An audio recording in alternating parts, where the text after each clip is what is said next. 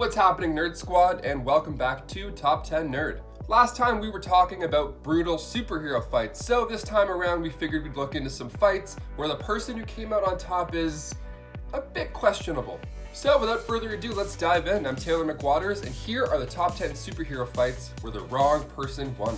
Kicking off the list at number 10, Spider-Man, Jester, and Jack-O-Lantern. The MCU's Captain America's Civil War is much more tame than the comic book. I mean, for starters, in the comic, Peter sides with Tony until he realizes that Tony is spying on him, so he switches over to Cap's side. That didn't happen in the movie at all. So in the comic, this causes Stark to send out Jester and Jack-O-Lantern to go and fight Spider-Man. So Peter ended up getting his butt kicked to these guys, and it's all thanks to Stark. There's no chance also that Peter should have lost to them. I mean, imagine if he didn't lose, the entire story would be so different. At first, the two thought taking orders from S.H.I.E.L.D. was a bum deal, as they put it, a bum deal. That is until they got the orders to fight Spider-Man, which they made very clear that they enjoyed doing. And before we continue on with this list, if you guys could go ahead and give us a thumbs up on this video, it helps the channel out a lot. We really appreciate it. You guys are the best. Thank you so much.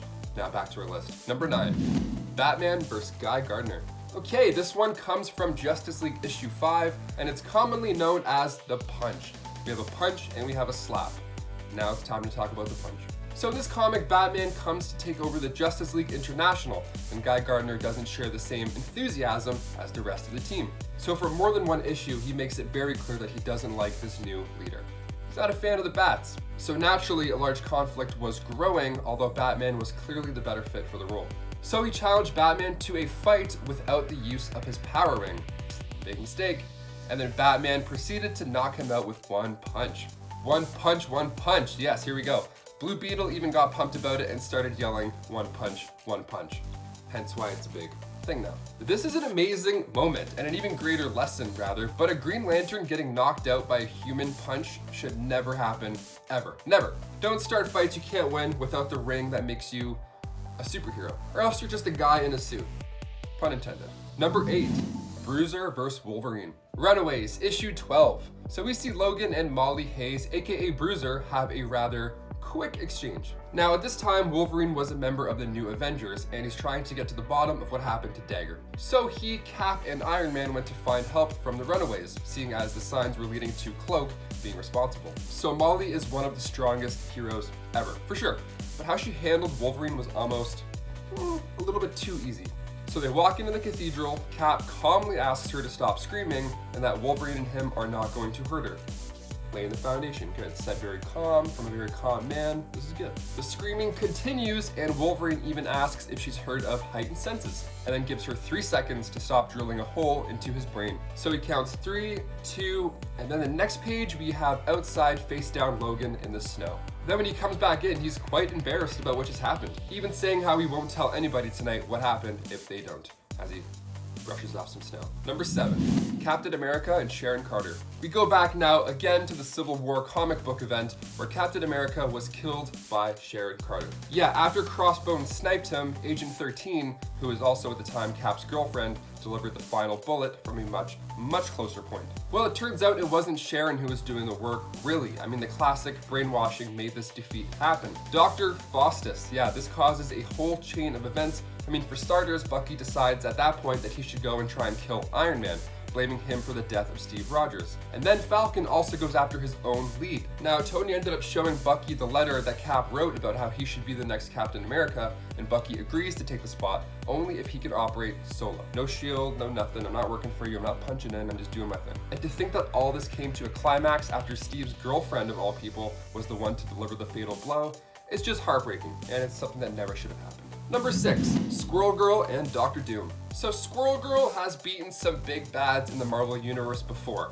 She's taken down MODOK, Mandarin, and at one point Thanos. It's becoming a running joke by now, but one defeat that always shocks me is when a bunch of squirrels took down Victor Von Doom. Just a bunch of squirrels. Yeah, it happened back in the 90s in Marvel Superheroes issue 8. So she bumps into Iron Man and then starts to show what she can do, alright? She's trying to give him a run for his money in order to show how rough and tough she really can be. So she shows him her mutant powers, like jumping, hopping, climbing, all like a squirrel. It's amazing. He's fascinated. She's even pumped to show him that she can also sound like a squirrel too, which, I mean, if you can do it, I would love to see that.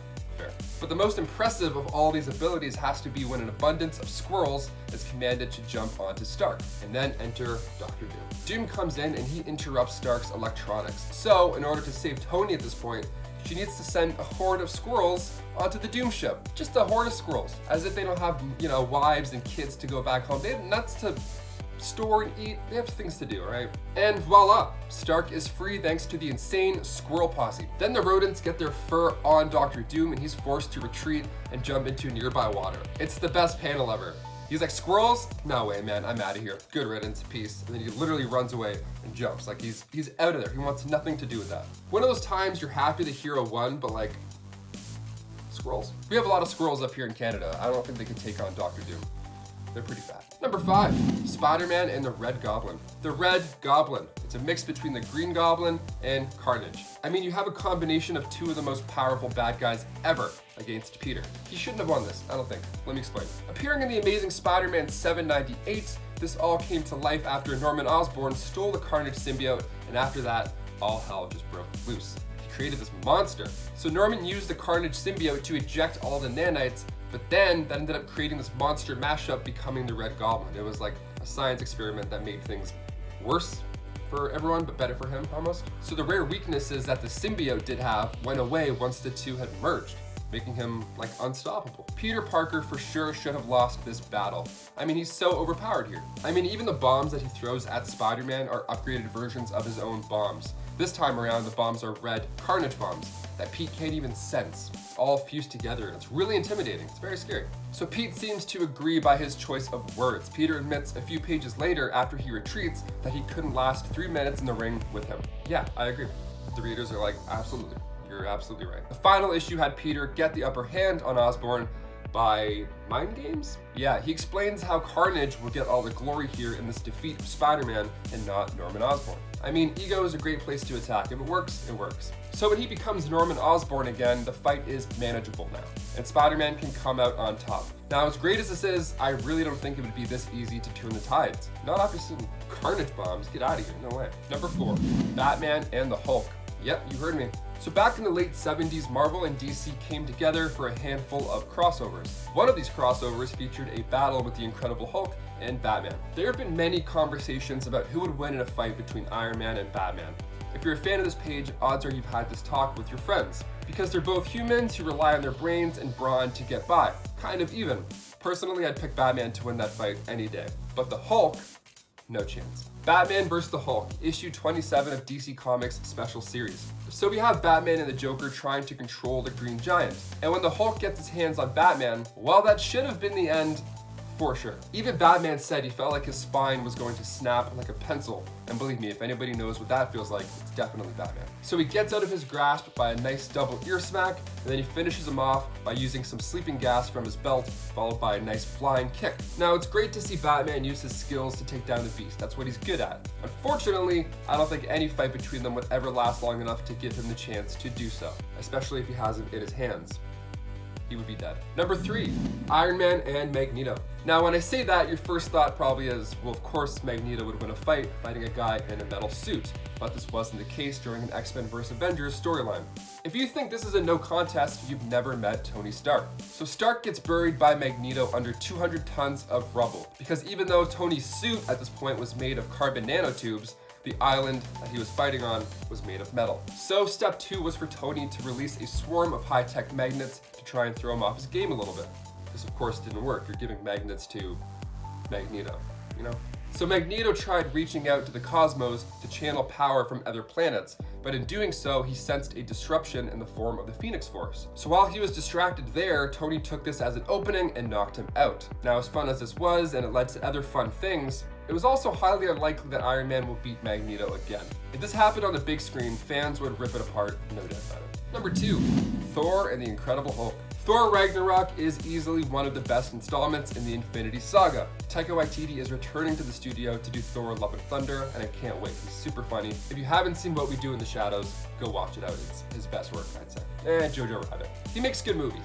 So one of my favorite scenes from the movie is also one that makes fans pretty annoyed. Now, this part in the movie had to happen so the plot could move a certain way, and we got to see a cool battle take place in the meantime.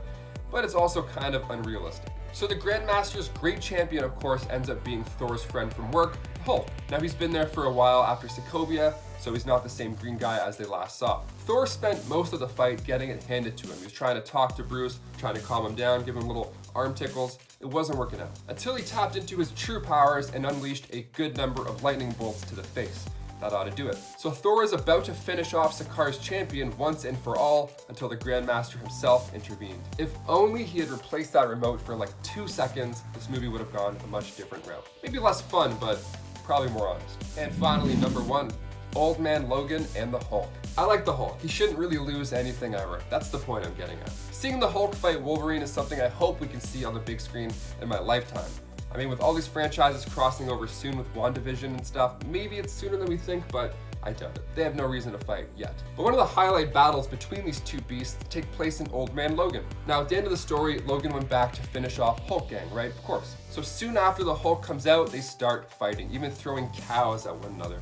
Real wild stuff. Funny, gory, scary, loud, you name it. And then he turns into the big green guy, and boy, does it get ugly. So Billy Bob comes in the cave later on and sees just a mess. He sees bodies all over the floor, and then he sees Hulk struggling with some digestion problems. Odd. So then Wolverine literally rips his way out of his stomach, and that's what kills the Hulk. The Hulk should have won this fight for sure. If he didn't make the mistake of eating him, he probably could have done it. Or the Hulk should have healed after the whole Wolverine C-section thing, so the fight should have maybe continued. I mean, for the story to end this way, it was a little disappointing. Well guys, there you have it. Which other superhero defeat do you think the wrong person came out on top? Let us know in the comments, I'd love to hear from them. In the meantime, I've been your host, Taylor McWatters. Keep washing those hands, stay clean, keep reading some comics, and we'll catch you all the next one. Thanks for watching, Nerd Squad. See ya.